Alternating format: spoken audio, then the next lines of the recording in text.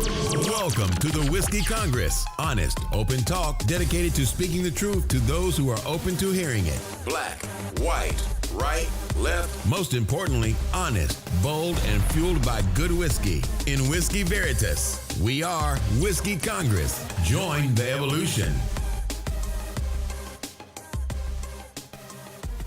Welcome again to Whiskey Congress. I'm here in the Cleveland studio, but Steve is calling in from, go ahead.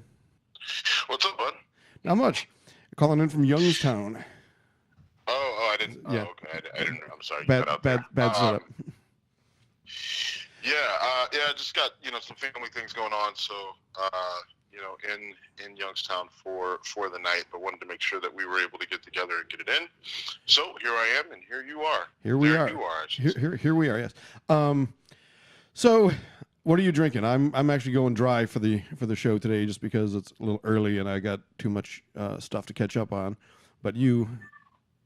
Yeah, you know what I got? I grabbed a Redbreast 15, which is out of the Jameson distillery, and I have to say typically I know Redbreast 12 is kind of the standard of what you see out bars, restaurants, things like that, and I grabbed a bottle of this 15, and I am very excited about it. It's very good.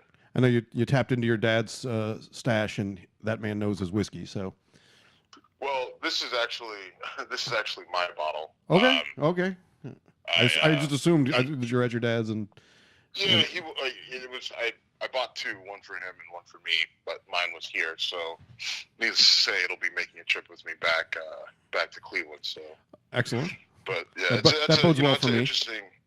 That's an interesting thing between me and my dad. He and I both enjoy whiskey and kind of dig into it. Where it's from, the different distilling methods and flavor notes and things like that. It's just something we kind of came up with together to venture into, and it's been a good bonding thing. So there's a lot behind it. It's not just for me, it's just not an avenue to get drunk, but it's just something that I share with my dad. So that's kind of the importance for me for whiskey, and part of why our show is called Whiskey Congress. I figure a little backstory there wouldn't hurt. Very good, very good. So, man, another week where it's tough to stay out of the political conversation. Did you see the video of Trump in Puerto Rico with the paper towels? Jim, I saw it, and I was just embarrassed. Like the way he was just shooting it out there, like he was, Steph Curry shooting free throws, and his sort of like, look at this, the people love me, look what I'm doing, isn't it so amazing?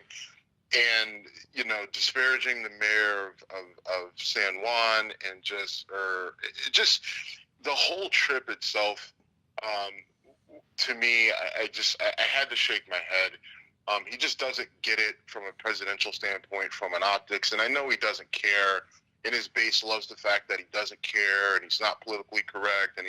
But did he go down there and did he? I mean, what did he really do? Did he instill confidence in the people? And in my opinion, just from people that I know with Puerto Rican roots that have family in Puerto Rico.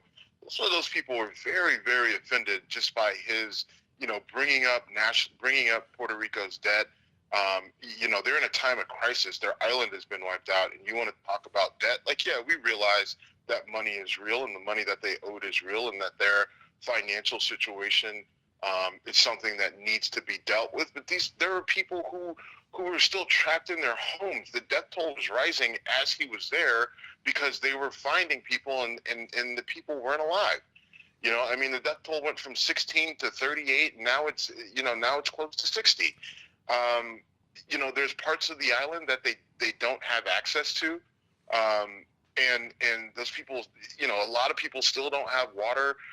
They don't have electricity. If you've read anything about the story, the power grid is a complete mess. And so, there was just so much that at the end of the day, a little bit of compassion is what was required, and empathy, for people who had lost everything. And instead, he just was who he is. And I just don't know. I just think that's really kind of sad. So I didn't actually see the video. I had a very weird week in terms of seeing things on TV and whatnot. And so I heard about it from a few people, and everyone I heard it from is a very outspoken Trump hater. So I'm like, all right, I respect you, but I don't know if it's as bad as you're making it sound. So I'm hearing now from you, it was that bad, huh? Yeah, it really was. I just, the video you're talking about was very bad. I mean, listen, I think that, just looking at it, big picture, right? Was it a big deal? I mean, he's just tossing paper towels at people. No, but it's what that represents.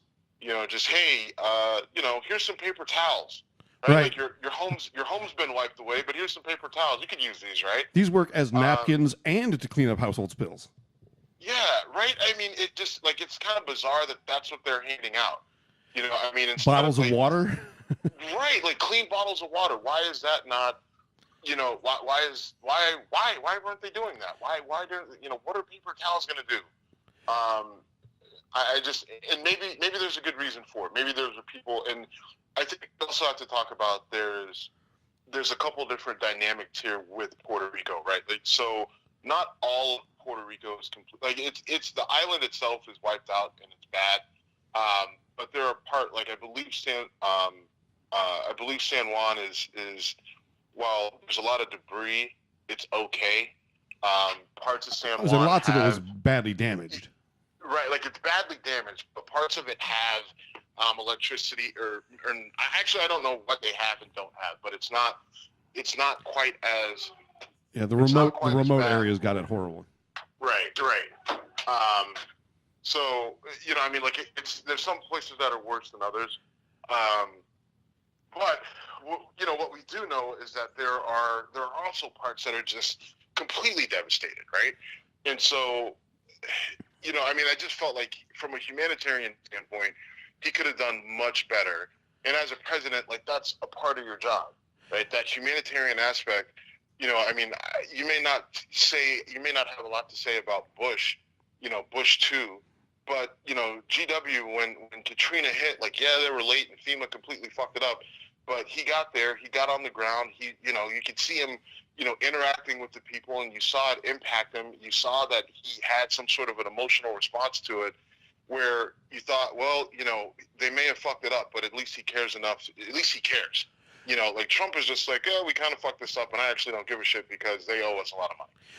And you brought up Katrina. Did you hear Trump basically say, yeah, this is not nearly as bad as Katrina. There's only 14 deaths or whatever. How many? Not thousands and thousands like that other one. That was a real disaster. Did you hear any of that? Right. I mean, and that's that amazed me. Again, that for him to say that, that's where, as a Puerto Rican on that island, you're just like, so, you're going to seriously, the 14 people that died, and as the death toll rises, if it doesn't match the same number of people that died in Katrina, that means that it means less to you. It doesn't matter as much. I mean, the number of people who lost their homes that are going to have to move probably, somewhere to, the southern United States, right? Like they're probably going to go to Florida or Georgia or Louisiana or whatever, or New York, red states that Trump won by slim margins. I think that's completely. I think he doesn't have he didn't think that all the way through, right? I mean, and that's shocking, right? And I think he's completely oblivious to the fact that of why people would be pissed off. That's the part, that's the part about it, is he has no idea why people would be pissed off at him for saying that, right? I mean, and then he will be in total shock if he loses Florida. It's just like, well, you had however many hundreds of thousands of people move to Florida that were from Puerto Rico, and you told them that something that ruined their life wasn't really that big of a deal because it wasn't as bad as what happened in Katrina.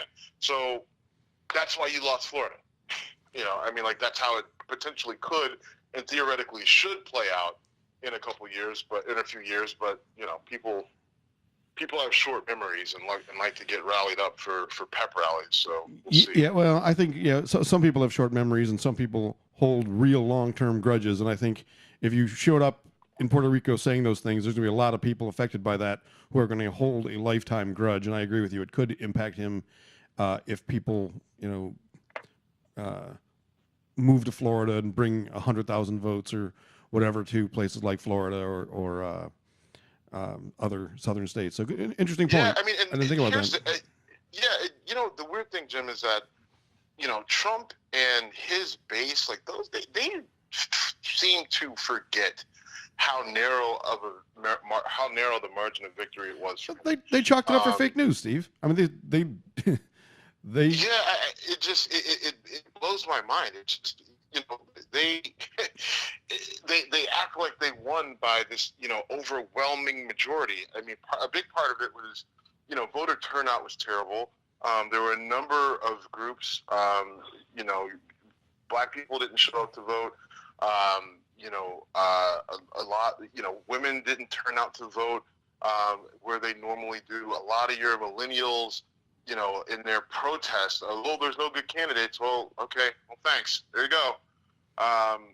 So like voter turnout was abysmal.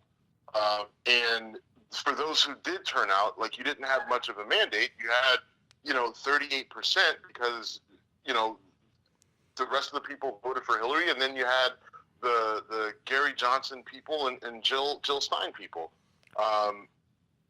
So it's not going to take much. The point of all of that is that it's not going to take much to shift things the other direction. And this is the type of thing that if people remember this, and I hope they do, I hope they remember this, 3 years from now when it's time to vote, and shift things away from this nonsense.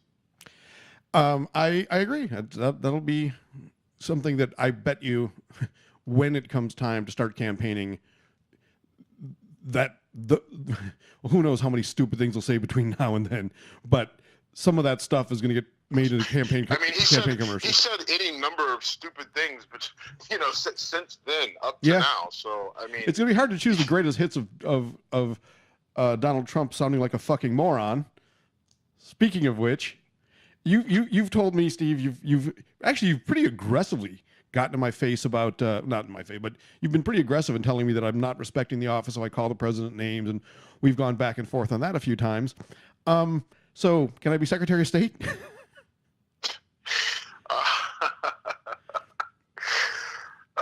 Jim, I try to hold the line on that because, I think it is important, but, obviously punch. Trump is pushing the limits on that, and Rex Tillerson. Listen, the thing about Rex Tillerson is I think it's so funny when this all started, people were beside themselves that this guy was going to be the Secretary of State, right? Right. I didn't know. I didn't see how it was a good idea. I was worried about it. I'm like, really? We're going to have an oil mogul be the Secretary of State now. I think he's actually doing a decent job if you consider the shit show that he has to work with. And, making a lot of money doesn't necessarily make you a smart guy. But, true. See guy in the White House. Yeah, right. But I think Rex Tillerson is actually a pretty smart guy. And, I agree. Let's make sure anyone who didn't hear it. Apparently, Rex Tillerson called the president a fucking moron. And did you happen to catch a CNN clip where they actually correct? I don't think he called him a fucking moron. I think he just called him a moron. I don't know. We got to be careful there. CNN said not only a moron but an effing moron. Oh, well. So if that's fake news, it's some of my favorite fake news of all time. Yeah, and I think in a moment of frustration, and when he did it, I think it was back in like July, Trump, and I get it because Rex Tillerson's job as Secretary of State is to lay the groundwork and help frame foreign policy before the president comes in, right? Like, so Rex Tillerson as Secretary of State goes to China, talks with the leader of China, and starts to lay the groundwork for a plan on diplomacy or whatever. Trump then comes in a few weeks or a month later and kind of fleshes out what the Secretary of State, Rex Tillerson, has already talked to the leader of China about, right? And they really start to get into it, and that's what his job is. And some of it is smoothing over things where we have tension. Now, a lot of times the tension arises out of variables that have nothing to do with the president, but in this particular instance, like, a lot of the issues and the tensions that are rising are a direct result of things that Donald Trump he's saying or tweeting. Like, it's amazing that someone's Twitter account is holding the world hostage right now.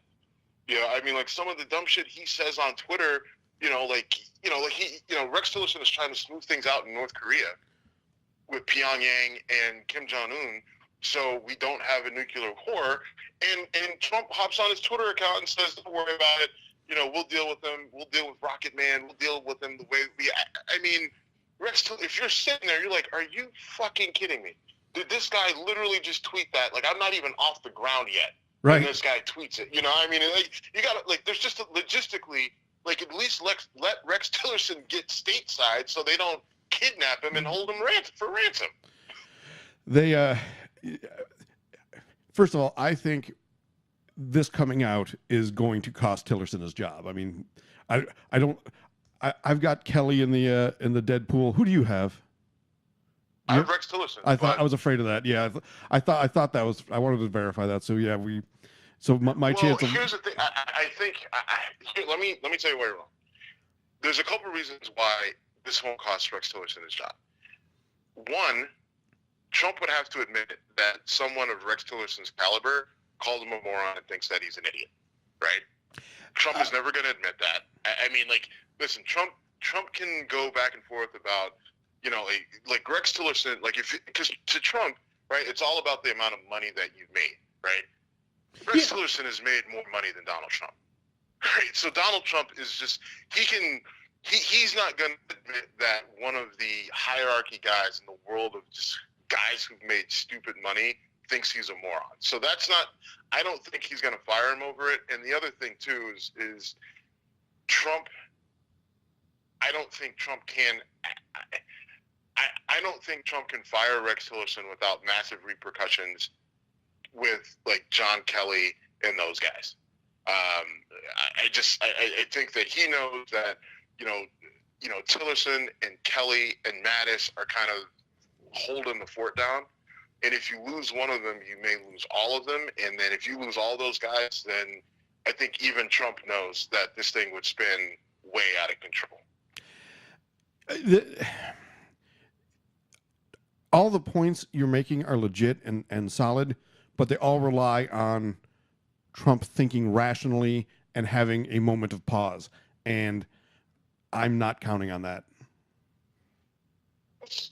I mean, and listen, there is enough empirical data for you to substantiate what you're saying.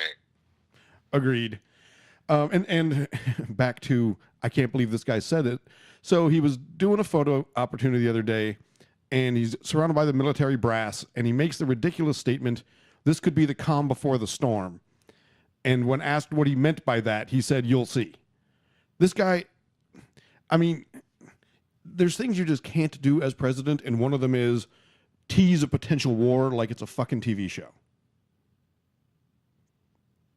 Yeah, I agree. Now, we can only take this so far because we have no idea what that was about. I've heard everything from, I've heard reporters who are close, that travel with the president every day, who say this could be anything from, him just blowing hot air because, from his reality TV days, just to make sure that the attention stays on him, which, oh, by the way, you're the president of the United States, the attention is on you. Right. To, he may be seriously thinking about doing something, with North Korea or elsewhere. Yeah, or just you know, in the economy and whatever. But the point is, leaving us in suspense is great when you're a reality TV show host. It's really irresponsible when you're president of the United States. Ridiculously irresponsible. Yeah, I mean, it's irresponsible. I mean, yeah, irresponsible and incredibly dangerous, because the question, you know, other world leaders, that are, you know, world leaders, world powers that have militaries with an arsenal that rivals ours, hear that and their ears perk up, you know, and then all of a sudden you have people starting to you know, bone up their defenses, bone up, you know, like start to get a little tense and you know, start using code words and alarms start going off and tensions rise. And all of a sudden you make a situation that is already volatile that much more dangerous and that much more you ratchet it up that much more. All it takes is something small then to set off a chain of events that we won't be able to come back from. You know? Yeah, if you're going to try to tell North Korea, knock off the missile tests, quit provoking us, well, you do something like this, and you're basically giving them a green light to say, you've threatened us. We took that as a threat to us, so we're going to shoot off another missile. What are you going to do about it? And I don't want full-out military action against North Korea. I don't think it would be good for anybody. I don't think it would be a conflict that would last more than a few days, but a lot of people would die. And they're run by a guy who I think is a legit madman. I mean, I think he's been, whether it's nature or nurture, whether being told that you could drive, you know, an Indy car at championship level when you were 3 or whatever they said about Kim Jong-un. And they did say something stupid about him driving at a young age. I'm not pulling that completely out of the air. You know, no, I know. I think I've heard something similar. It's you have given him the ammunition to say, you've made a threat against our country, so now we're going to do more stupid shit, and you got 2 guys doing crazy shit, and something bad can happen. I mean, that's not exactly, you know, high-level analysis from me, but it's just so irresponsible. And I don't think anything he's done in that regard is impeachable, but at some point, someone's got to step in and say, enough. And I don't know who can do that other than maybe Rex Tillerson, who might get fired. Well, and again, like I said, I don't see Rex Tillerson getting fired. I do see Rex Tillerson at some point saying enough is enough. You know, I'm done with this guy, and just, you know, putting all his poker chips in and, you know, cashing out and just saying, you know, I resign. Although I don't think that'll happen quite as soon as we think it will. But the reason why is not for any other reason than right now, I think Rex Tillerson, and I was trying to get a better understanding of this, but essentially Rex Tillerson right now, because of his position and because of the way he left Exxon, like, he's saving about $71 million in taxes that he won't have to pay because of the way everything was kind of orchestrated. So he has to hit that 1 year mark so he doesn't have to pay $71 million in taxes of the $180 million or whatever his payout was from Exxon. So I think at the very least we're going to see Rex in there for a solid 365 days. He's watching the clock. Yeah, I think he's definitely watching the clock. I think I'm willing to go as far as to say I will speculate and say that Rex Tillerson probably seriously gave serious thought to jumping ship a while ago, and someone in his financial advising team said, "Hey, Rexy, before you do that, friendly reminder that if you bail early, you know, before this point, then you're going to have to pay X amount of dollars in capital gains tax.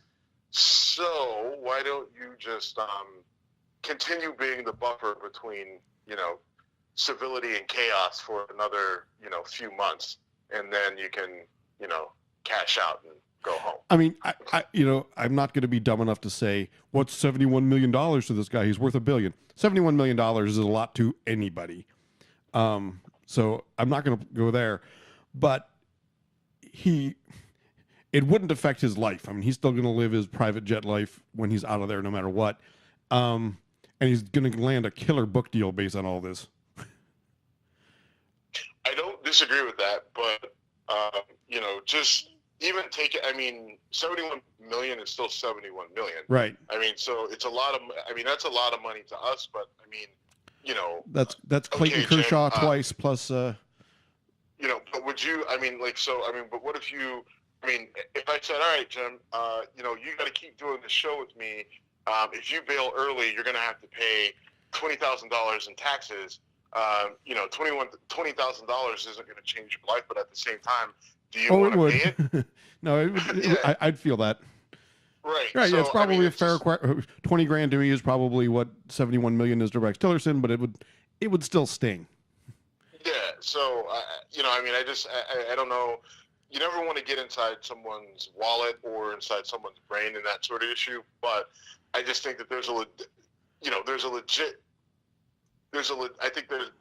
legit way of looking at it and saying, okay, I can foresee him, holding out for another few months, to say he did a full year and then figuring out a way, for him to walk away without having to pay that. I mean, listen, if I had that type of money and my accountant came to me and said, listen, here's a way that you can avoid losing $71 million, I would listen. I that's hard to argue with. I do want to say one thing though about, Rex Tillerson. I was saying that I think he's kind of surprised people in this role. I think a lot of people have been kind of surprised by, how Trump has basically undermined him and undercut him so many different times, and yet he's still able to kind of keep the ship steady. And, he and Mattis and Kelly, John Kelly, the chief of staff, like those are that's kind of the triumvirate that is, bringing some semblance of sanity to all this. Not much, but I mean, those three guys are like, I'm putting a lot of faith in them to, keep things from getting too far out of control. And I think it's very important that we keep a watch on sort of their level, how much more shit that they can take, because, you start to see those guys peel off, and who's he going to replace them with? Because I don't know, like, who are you going to replace? Like, if those guys can't hack it, right? I mean, especially a Mattis and a Kelly, who are, Mattis is a devil dog, a Marine, and General Kelly, I mean, like, he made it to general. Those guys know about gutting through rough situations. If those guys bail, who the fuck are you going to find qualified to right the ship that is the shitstorm of a U.S. presidency? No, I have no answer for that. And I agree with you on pretty much everything you said. And I think also it's worth mentioning that Tillerson was the head of ExxonMobil, which is different than being the head of Trump Enterprises. He had a board of directors. He had, it's a publicly traded company. He had accountability to stockholders. Not saying that makes him a genius or whatever else, but he's not a figurehead leader the way Trump is, or Trump was in his private businesses. Yeah, exactly. And so, and he's, like I said, he's made a lot of money for himself. He's made a lot of money for Exxon. He's a player on that financial stage, that Trump has. And when I said he's made more money than Trump, I mean, like, if you look at the money that Exxon has made over the last years with him at the helm, like, his bank account may not say the same thing, but we have no idea what Trump's bank account said. We have no idea how much money. We just know what he's told us. But I mean, if we've learned anything from him, then we've learned to shout out fake news. So right. All right, so I had a little fun this week. I'm going to give a little behind the scenes of Whiskey Congress, because I was coming home the other day. I get home, and on my phone pops up breaking news that Congressman Tim Murphy, who had already announced that he was not going to seek re-election, was now announcing that he was resigning effective October 21st because a story leaked that a former mistress, or maybe current mistress of his, a married woman, texted him saying, "You say all these things against abortion, and yet you had no trouble encouraging me to get one when it was possible for the child that he was the father of outside of both of their marriages." So I got home, immediately threw something up on whiskeycongress.com, a little free plug there. And I get a text from you later saying, not later, like minutes later, "I knew you'd beat me to this fucker," or something like this, something like that. So A, yay me, fun to get a win after all of my Deadpool disappointments. But B, that story is so awesome to me. I don't know if I classify it as awesome. I mean, that's actually a pretty shitty situation that he put her in. But I mean, the hypocrisy there is just. That's why it's awesome. Yeah, I mean, it's just oozing out, right? Like, come on. So, well, I mean, I'm glad to see this get exposed on this level, because being someone who classifies himself as pro-life, although I'm not an anti-abortion, carry the things in front of, I'm not that person, but I hate the way that Republicans have hijacked this whole issue of you either like killing babies or you're with us. It's a bullshit way to argue, and I have to deal with it every election season and more. And for a guy like this, a congressman from Tennessee, or from Pennsylvania, sorry, I don't know, Tennessee came into my head. A congressman from Pennsylvania says that to his mistress. A, great family values, dude, you're cheating on your wife with a married woman, good job. And B, knocks her up and then encourages her to get an abortion. Please hold that accountable, Republicans. And please, when it comes time to, when there's going to have to be a special election for that congressional seat, right? Yeah. So, you know, the Republicans have narrowly held on to a few very red districts since Trump came into office, and you've been very outspoken that, you know, a narrow loss is still a loss, and you're 100% right. This one's going to be way more interesting because Pennsylvania has some very, very red areas, and I don't frankly know enough about this guy's district, but this ain't Alabama. No. So if a seat flips on Trump or in the House because of this guy, that I think will have a real ripple effect on what happens coming towards 2018, whether people will, you know, cling to the administration or run for the hills. Because if there's one thing you can count on politicians at that level to do, it's to save their own ass, or more importantly, save their own jobs. I mean, they will do whatever it takes. I know that again. Yeah, I mean, that's kind of where politics is, right? Like, I mean, sure. I've said countless times that a lot of these people that are in these positions of power aren't that intelligent. I also firmly believe that many of the people in positions of power in government, they don't believe a lot of the shit that they say on TV. They're as much caricatures of politicians as a Rush Limbaugh or a Bill O'Reilly. They're saying what they have to say to, instead of get ratings, to get votes. And some of these guys are even looking for ratings, right? I mean, some of these guys are looking for, deals with Fox or deals with Breitbart or CNN or whatever, so that, they can get out of government, so they don't, because some of these guys look at it and say, oh, government's got all these rules. I don't want to do all that shit. Like, I just want to get out of being a congressman so I could go work for some policy think tank, and I can get money and be a lobbyist. Take me to dinner. It's a lot easier. I don't have to file this and that, and I can just make money and go run my mouth about whatever I want.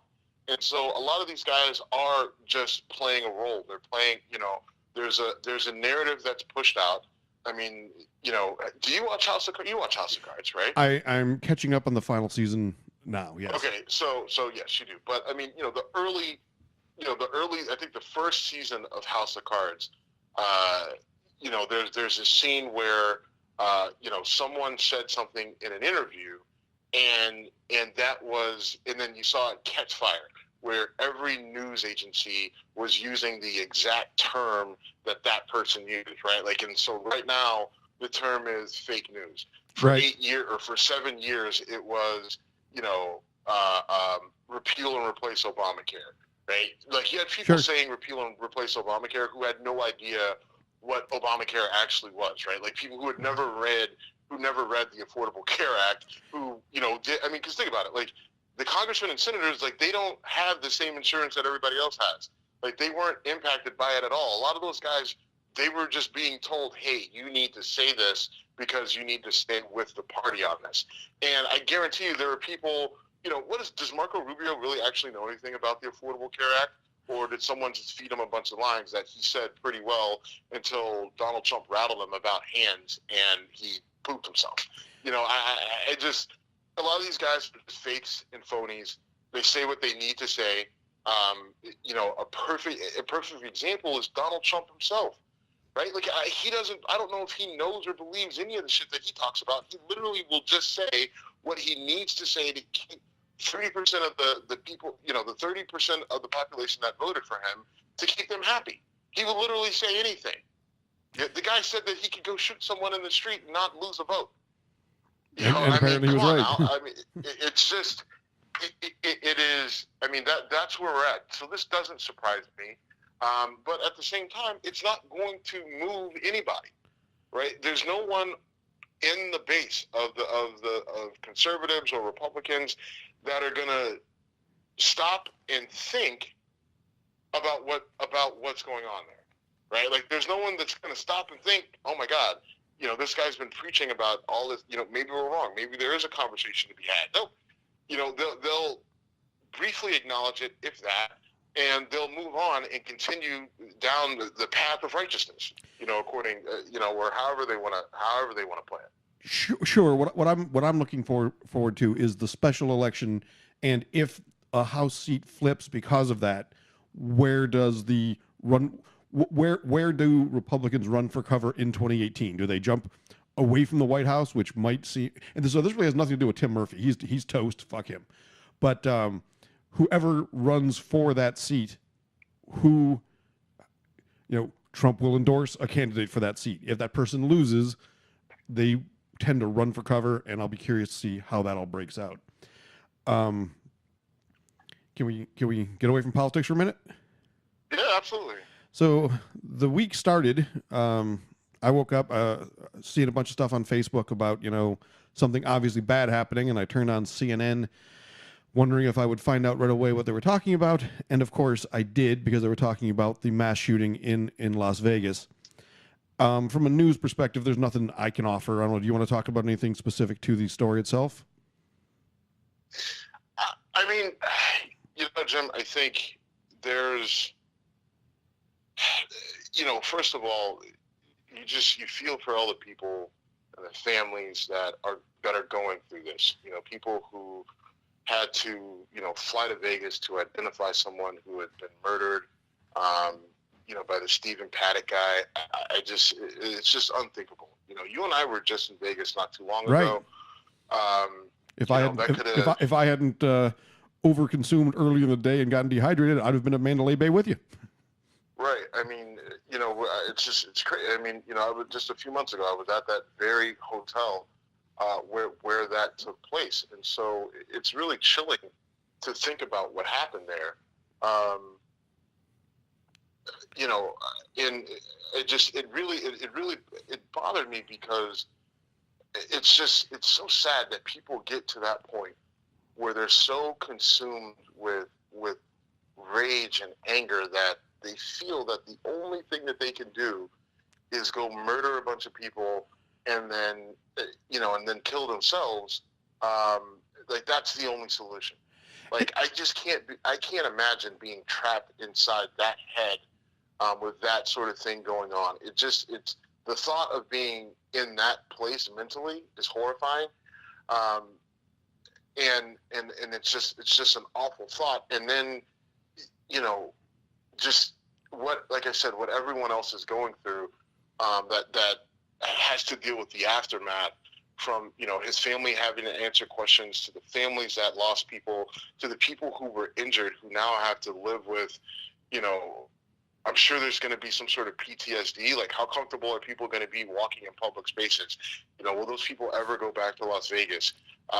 Will they ever, go to a country concert. You know, I mean, neither of us are big country fans, but I mean, you'd never wish something like this on anybody just because of the type of music they listen to. And we still have no idea what the fuck this guy's motive was, who he was, or whatever. I know there's all sorts of different rumors, and you know, everybody's trying to push a narrative. You know, I've heard everything that he was, you know, he was a staunch conservative to he was a liberal. He was converted to Muslim and all sorts of stuff. I don't know, and I don't have a good answer. But I mean, what I do know is that he's a fucking evil dude, and you know, I just wish he wasn't dead so we could try to get some answers as to what the hell happened.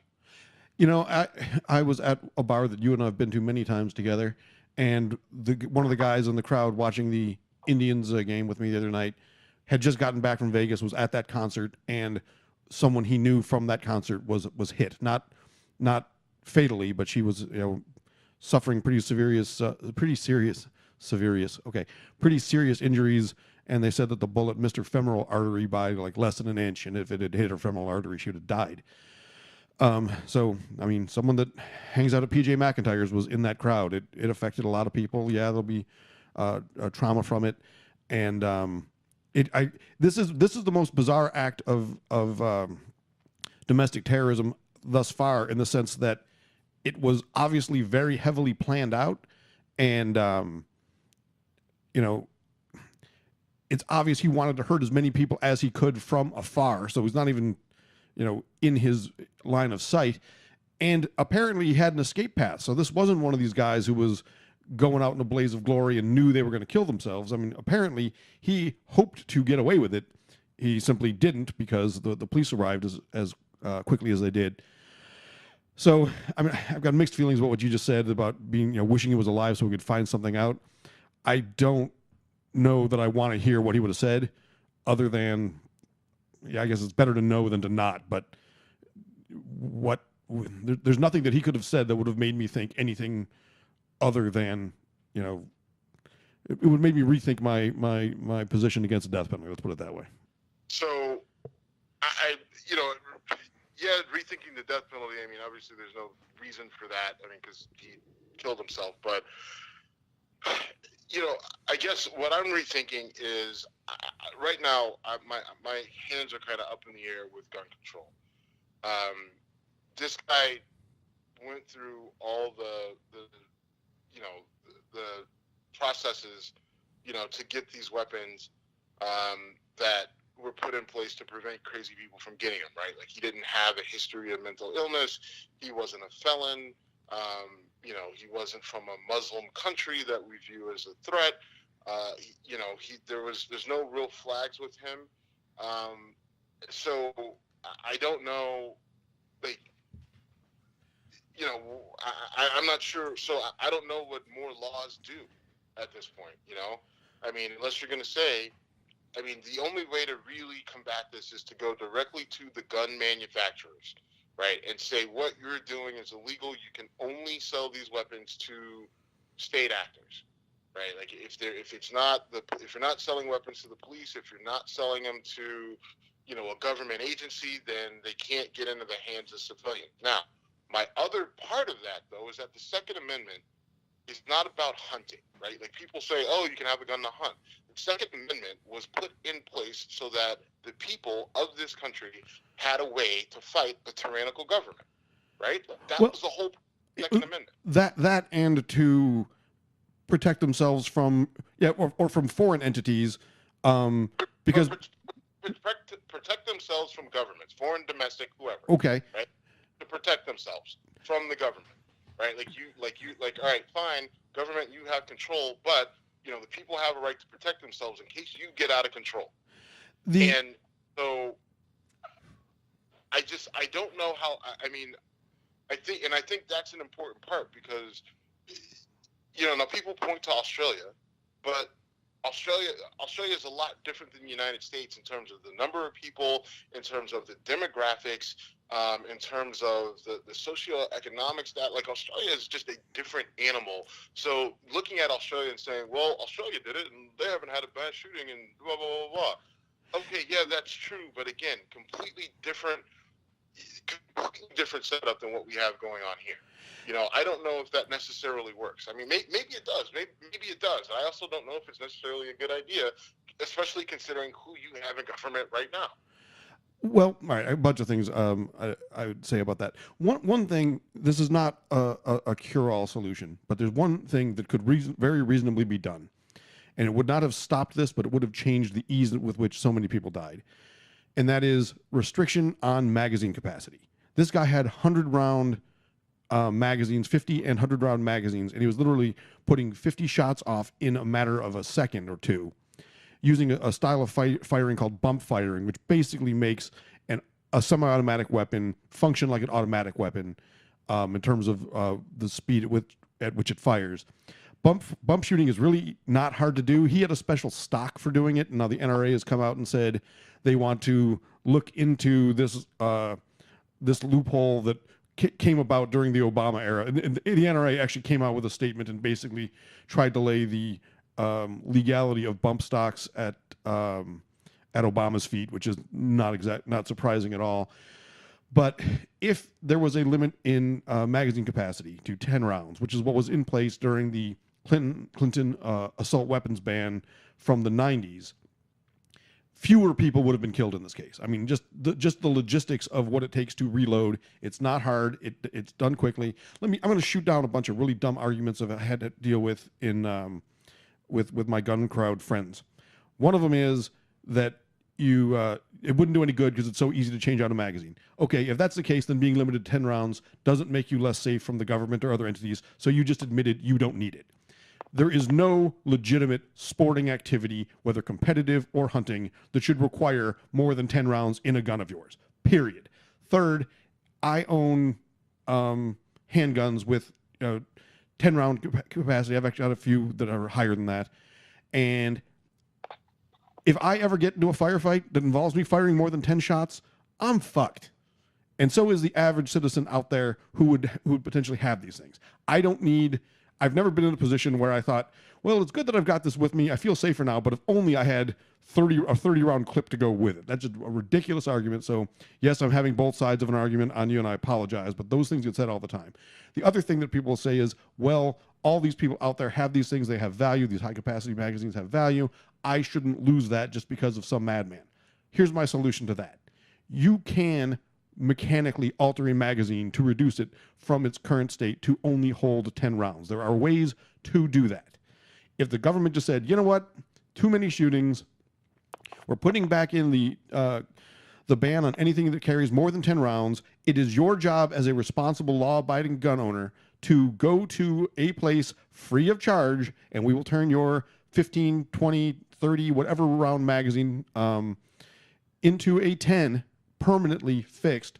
We will do that free as a service so you don't lose any money, but this law has to go into effect. It will save lives. Not all of them, but there is no legitimate sporting or really self-protection reason for a civilian to have a magazine holding more than 10 rounds, and people in Vegas fewer people in Vegas would have died if that law was in place, and it was under the Clinton administration. All right, I'm done. Okay, so here's the other thing. Can you still hear me? I just almost dropped my phone. What's that? I said I almost dropped my phone. I just want to make sure you can still hear me. I can still hear you. Well, the one thing I will say is, I guess part of the argument, I think you're right. Like, I mean, let's limit clip capacity and all that other stuff. But I mean, there's a real argument that we're getting to a point now where with 3D printers and people's understanding of basic mechanics, some of this stuff doesn't.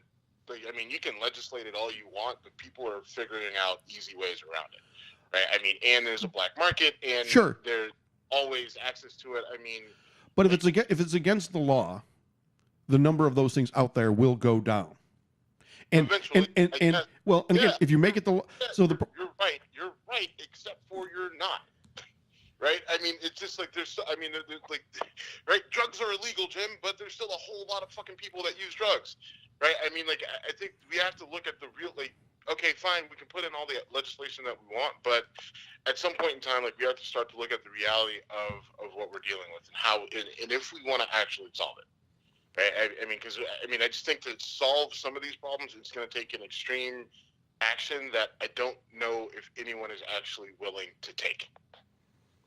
Well, clearly no one's willing to take it. The NRA is going to fight it left and right. And believe me, any of my gun nut friends listening are going to lose their mind at what I just said. But the argument always gets made, well, there's already so many out there. We can't do anything about it. In the case of the Clinton gun ban or assault weapons ban, they pretty much grandfathered in. If you already had it, that was fine, but you couldn't make any larger than 10-round magazines anymore. I'm saying that didn't go far enough. If you offer you have 6 months to turn your high-capacity magazines into 10-round max magazines using a permanent mechanical fix, it's now the law. You're right. People will go around it. People will cheat it. People will do whatever. How are you going to even monitor it? Well, you monitor it the same way you monitor anything else. If someone does it, you charge them with it. So how will you ever know? By the time, like, how are you going to? Someone robs a bank and has a gun. Now they're charged with robbing a bank and having a gun that did that. Someone gets into look, you're right. It's not easy, but just because it's not easy doesn't mean I'm not even saying this isn't about easy. It's about, is it possible? Like, it's not easy to easy is a fucking understatement. Like, if I have, Jim, I can have 20 high capacity magazines in my house right now. You don't know. You're right. No idea. All I know, by the way, is, like, I've seen inside your gun safe maybe once. I have no idea what the fuck you have in there. How is anyone going to know? So how are you actually going to, like, okay, fine, somebody robs a bank. Guess what? If you rob a bank, you're getting hit with a whole lot of shit, right? Besides the fucking gun that you had, right? Like, so that doesn't fucking matter. That's ridiculous, right? Like, that's not something that you can, like, I mean, like, this is something, like, so that's the one part of this argument, and bring Mike, whoever. But this whole idea, like, well, we're just going to make it a law and then we're going to monitor it. Fuck you. How are you going to monitor it? You have no idea what's out there. We have, like, just the numbers that we have right now are pure speculation because we have no idea what's out there. And just because you turn around and outlaw it, you think people are going to say, all right, well, here's mine. I'm giving up mine. That's the opposite of what people are going to say. You may do it because you're a good guy, but there's a lot of people who will not do it. By large percentages. You're right. I don't know that it wouldn't work effectively as a reason to not try something like that. The reason I'm on this rant, Steve. That's the fuck it is. If you know beforehand it's not going to work effectively, you don't try it. Like, if I know that putting a square wheel on my truck isn't going to work effectively, but it might be a good, like, no, I'm not going to fucking put it on my truck. That's ridiculous. Here's why I'm. Listen, I'm saying, it sounds like I'm attacking you, and I'm not, but I'm just saying I think that there needs to be a whole lot of soul searching. It's got to go beyond. I don't think it's as simple as magazine capacity, because I think making a law about magazine capacity does dick to actually stop somebody from getting a high capacity magazine if they want one to do a lot of damage. Right? Again, you're not wrong. I'm just, people in the gun crowd, people go nuts when I say that magazine capacity should be restricted to 10 rounds, and they use the arguments that I just made the counter argument to a few minutes ago. I mean, like I would say you're right. I think it should be restricted, but the reality is, in terms of stopping a situation like what we had in Las Vegas, your law isn't going to do dick about it, right? I mean, because at the end, like, listen, that guy obtained those guns legally. Right. But there are plenty of people who obtain fully, like, that obtain AK-47s. AK-47s aren't legal anywhere. Yes, they are. You can buy, I could go to a store today and buy one. 100%. Okay. So, okay. I don't even know if that has helped or hurt. I don't know what that has helped or hurt. Like, why is that a thing? What? So, Steve, let me tell you a story. So the Clinton assault weapons ban had a ton of flaws in it. It was just like you described. You just said, what good would it do? Well, here's what the Clinton assault weapon ban did do. It defined assault weapons in a certain way, and as a result of that, AK-47s were not legal in this country. When that law expired in 2004, I went to a gun show shortly after it expired, and there were tables of nothing but Eastern Bloc AK-47s with big signs, the ban is over. I mean, you would have thought that, people had escaped oppression and now could be free to buy an AK-47. So your statement was true prior to the expiration of that ban in 2004, but now they are everywhere and very easily attainable. And that law, the Clinton gun ban, assault weapons ban, was, again, flawed in many ways, but it did prevent that. And now, now the toothpaste out of the tube now, no doubt about it. Right. I mean, so I guess there's a couple things about that. I mean, I use the AK-47. It's one of the easiest, machine guns that you go to. But I mean, I don't know. Just for what it's worth, A2 or something like that, right? Like that, there are certain weapons that we shouldn't have access to, but yet people still get their hands on them, right? And they still get their hands on them, and they still do a lot of damage. I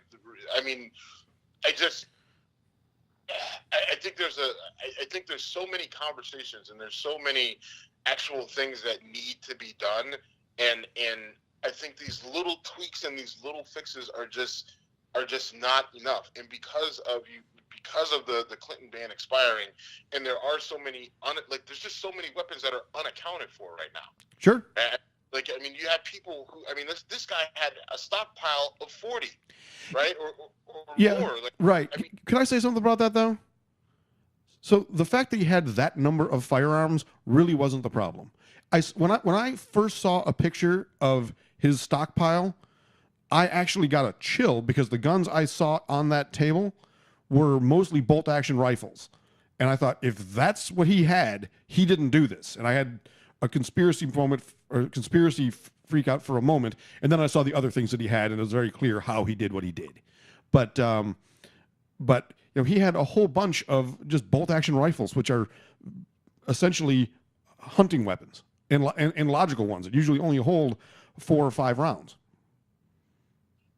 Okay. I know I'm getting gun technical and stuff, but you're not getting gun technical. That's beside the point. He had a bunch of bolt-action rifles, but he also had a bunch of. Yes, he did. Yes, he did. Whether you want to define them as semi-automatic with modifications to make them automatic or whatever, he had a whole lot of fucking killing machines up in his room and elsewhere. Let's not. Sure. Yes, I agree. So. My point is the fact that he had 36 guns on the sideline, the total number of guns he owned was not the problem. The fact is he had 4 or 5 guns specifically designed to cause massive loss of life in a very short period of time.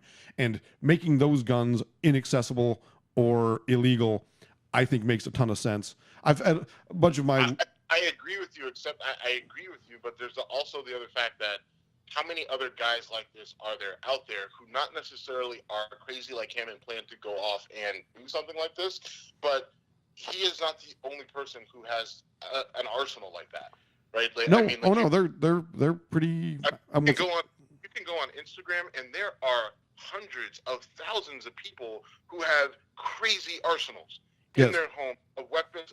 Again, they're not fully automatic by definition. You know what? They can still kill a lot of people at one time.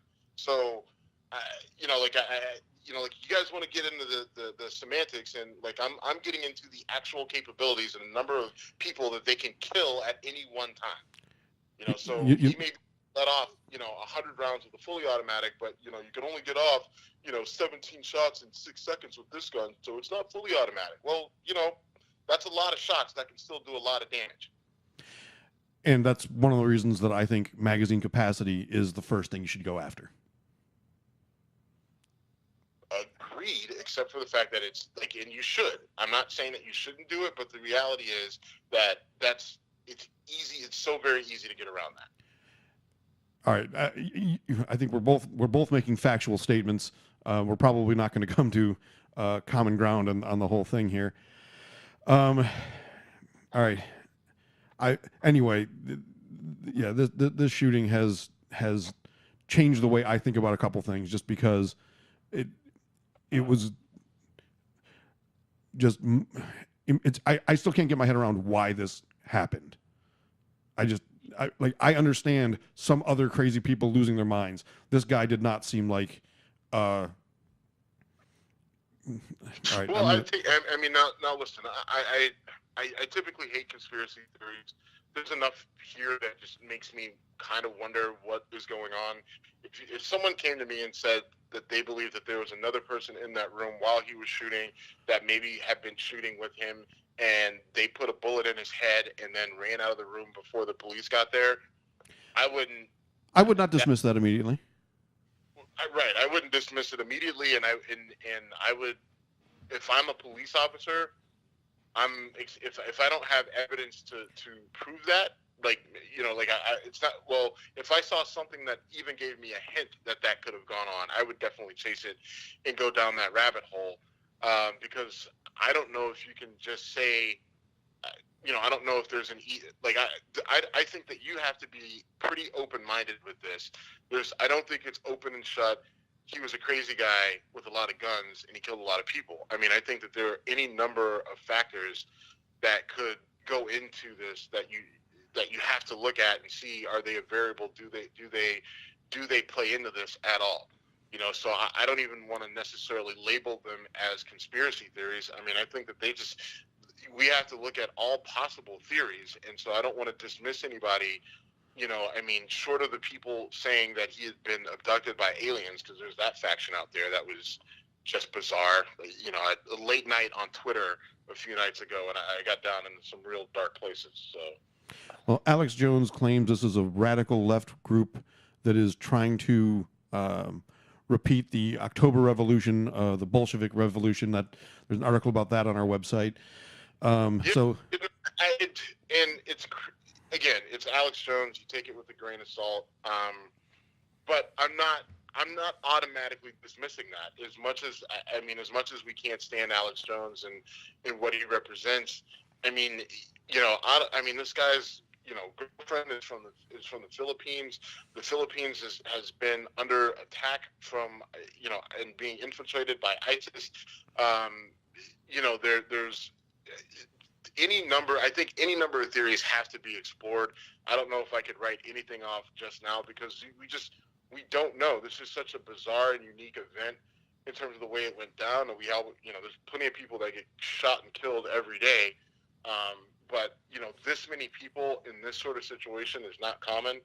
And so I think we need to look at everything. I mean, listen, this guy was clearly crazy. So is it really that far-fetched that he's trying to recreate some sort of Bolshevik? Is it that far-fetched? Well, if it wasn't from Alex Jones and it was from a credible news source, would you look at it different? Well, he's not even saying this guy. He's saying this guy is a false flag, and that it's really Alex Jones is saying this guy is a false flag, and it's really a radical left globalist organization doing this. And yes, I will dismiss that offhand. If this guy was some nutcase with that in mind, and I heard that even if I heard that from Alex Jones, I would consider it and take it somewhat more seriously. But the idea that this is the first of many planned attacks by an evil leftist globalist group, I think Alex Jones should be publicly called out. And I don't know, is it possible for this guy to lose a listener? I mean, I guess I'm here talking about him, so I'm part of the problem maybe. But is it possible for Trump to lose a voter? Right? I mean, it's got to be possible at some point, doesn't it? We keep saying that. My answer is no. I think things the spinning top is so out of control right now that these guys are only gaining power. People aren't getting smarter; they're getting dumber. And I wish I could argue with that. Right? You also have the people who, instead of speaking out, instead of engaging, they're just getting more and more in a bubble. Yeah. Right? They now you have people more and more because of this, because NFL guys took a knee and made sports political. That was my escape. Now people are closing off. They don't want to hear about it anymore. So they're they're hiding in their shells. They're, you know, doubling down on being in a bubble. They're going out of their way to not have any sort of contact with any of this. They don't want to be bothered. They don't want to be a part of any of it. Right? Like I'm getting rid of Facebook because it's too negative. I don't want to hear about any of this. I don't want to deal with it. You know, they listen to their, you know, their playlists, you know, in and out of work. They don't take in any sort of information, and that's it. And you're having more and more people do that. And the problem is that now that is how the people on the far left or the far right, the fringe, are able to take control. Because just your everyday Joe Schmo that's making $40,000 a year working at Bob's Office Supplies or whatever, and he doesn't give a shit about all this. He doesn't care about Black Lives Matter, but he doesn't care about Donald Trump. He doesn't care about any of it. He just wants to, you know, go to work and, you know, put on his New Balances and make hot dogs on the weekends and go to soccer games. That is it. And because more and more people don't want to engage, that's what allows these fucking nutcases on both sides, you know, whether it's a Alex Jones or a Keith Olbermann or whoever, to I don't think it's a fair equivalency, but okay. It's not. But Keith Olbermann has said some pretty out there shit. You know, he's one that, you know, firmly will tell you how smart he is because he's that smart or whatever. But I mean, he said some pretty out there shit. You know, he's not quite on the same ilk of ridiculous entertainment or whatever you want to call Alex Jones, but still says some pretty ridiculous shit. That fair, right? Yeah, that's fair. You know, I mean, like, just because you agree with a lot of the stuff, like, you still have to be able to call him out for being an ass sometimes, which is why he's lost jobs multiple times with ESPN and MSNBC. So, also fair. You know, I think both sides are able to gain power because, again, you have people with common sense are just refusing to use it. You know, they're not. Go ahead. So true, Steve. I don't know if I showed you this stuff or not, but I'm amazed and dismayed at how many people will use a simple point that often has nothing to do with the argument and use that to try to justify something that is completely unjustifiable. I've got a Facebook friend who I'm going to unfriend one of these days when I finally spend the energy to do it. But he put 3 things out there this last week that I screenshotted because they're so fucking stupid. And yet he thinks he's spreading knowledge and making a valid point.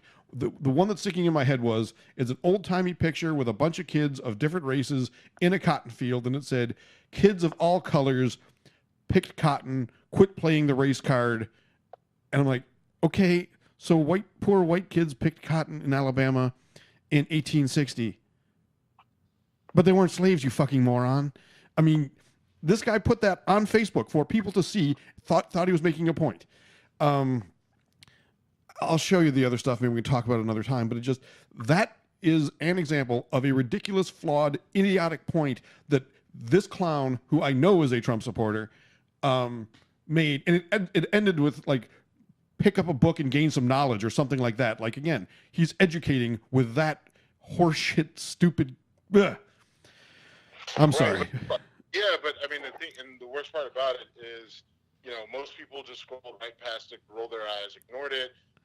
You know, like, you jumped, and did you jump in? You engaged a little bit. No, right? I mean, like, so, but again, and I don't think that social media is necessary. Like, this isn't going to be solved on social media, right? The problem with these people, I think the only way it can be solved on social media is if, instead of people were so worried about fucking memes and kittens and, you know, Game of Thrones memes, they actually were involved with calling out bullshit, calling out lies, you know, looking up information and actually getting involved in doing their civic duty. But they're not, right? Like, people are still going to be obsessed with fucking kittens and puppies, and they're still going to be obsessed with fucking stupid memes about, you know, oh, look at this, it's Joffrey with a doll and a fucking stripper or whatever. Right. Like, it just, like, that's what people are going to do. Like, people are just willing to, are more, it's more important that they descend in fucking stupidity and just keep looking at the same sort of shit that doesn't teach them anything instead of actually engaging. And so I can live with the kittens and the kids say the funniest things stuff. I know that's mindless, but I can live with mindless when there isn't anything damaging behind it. When it's mindless and dumb and damaging, that's when I lose my mind. But I mean, like, the mindless stuff is damaging because the mindless stuff is just sucking people in, and they're missing everything that's happening around them. You know, I mean, I know I sound like I'm turning into a nutty conspiracy guy, but, you know, because you'd rather, you know, like, you spend more time not engaging in what's happening around you, you get a guy like Donald Trump in office, and like guys like your friend are able to spread whatever misinformation he wants to spread, and you know, all this shit just builds, and then pretty soon you're going to look up and you're going to say, where the fuck are we right now? And, you know, when you have, like, everyone says, I as one person can't do anything, but when you look around the country and there's millions of people saying that, it's just like, all right, well, see, had you guys all done something together, then we wouldn't be here. There's you know, those motivational posters that you see in offices all over the place. Fortunately, my office doesn't have those, which I'm very thankful. Okay. Well, there's a website called despair.com that does like demotivational posters, and you know, one of them is you know, courage until you get far enough away from shore, you'll never know the terror of getting lost at sea, stuff like that. And there's one that says, the title is Responsibility. No single raindrop believes it's responsible for the flood. And that one really hits home to me because there's lots of people. I mean, I'm not going to go on an environmental rant, but all these people who go, I don't recycle. Well, if you were the one person who wasn't doing that, that wouldn't matter. But when 75% of the population isn't doing that, it does. So listen, the moral of the story, to wrap it all up, is I think that, you know, if you're listening to us, I hope that you take from this that just, you know, be somewhat engaged, right? Like, I mean, you can still look at your kittens and your kids and all that other shit, but, you know, like, be aware of what's happening around you, and don't just mindlessly follow anyone. You know, like, there's just like, listen, there's you know, there's good and bad about most people. You know, sometimes even the good people will feed you a line of bullshit. You know, but just don't sit there and do nothing, because at some point in time you're going to look up and wish you had done something. You know, go ahead. And I think it's important that people, at least if you hear someone around you just saying things that are just not true or not accurate, call them on it. You don't have to fight them. You don't even have to debate them. You can just, it's simple as, well, that's bullshit. So, and then just walk away. So at least they hear out loud that someone has called them on their bullshit. You know, I mean, I don't know. It doesn't even need to be that aggressive, right? It could be simply I don't think that's right. Why don't you double check that? Or I'm going to double check that. At least let them know that.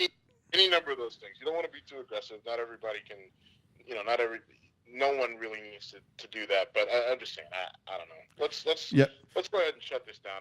Now I'm starting to get depressed. You don't want to talk about Cam Newton real quick?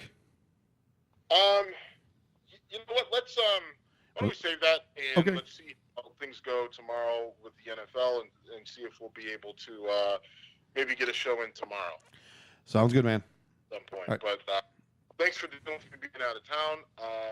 You know, I'm in town for a fundraising event for Inspiring Minds. It's a youth organization based out of Warren, Ohio, which is expanded into Youngstown, Ohio, started by a friend of mine that I played football against in high school. His name's Derek Tolles. Derek went to Penn State, and then he went on to play for the Atlanta Falcons, and then he came back home and started Inspiring Minds in Warren.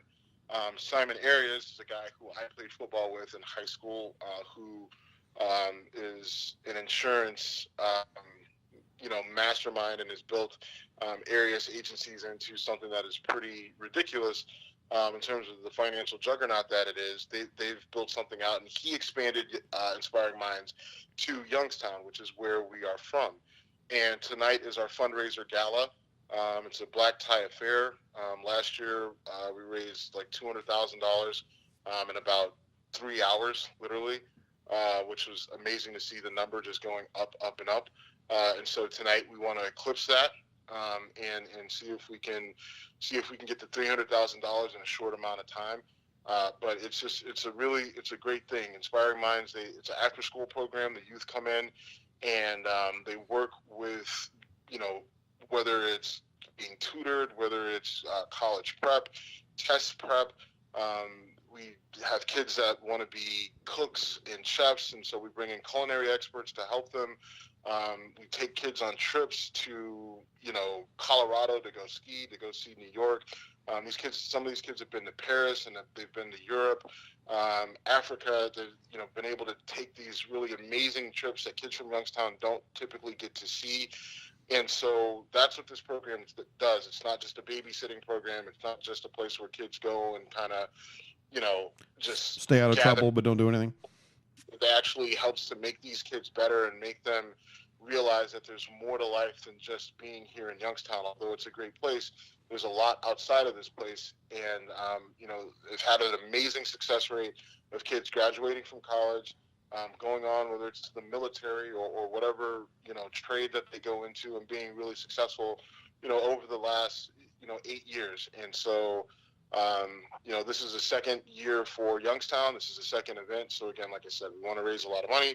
If you're interested in donating, you can go to inspiringminds.com and you can donate there. Or if you just want to see what it's about, so I'm not full of shit, you could do that as well. But thanks for letting me get that in. One of us should tweet something from our show's Twitter account. You'll do it? I'll do that tonight with me all jazzed up with a little link to. Oh, nice. But all right, man, I'm gonna get out of here. I'm gonna go eat with the fam and then get ready to get dolled up myself. So thanks for you clean up well. We'll talk to you later. Thanks, man. Talk to you soon. WhiskeyCongress.com. Thanks for listening, folks.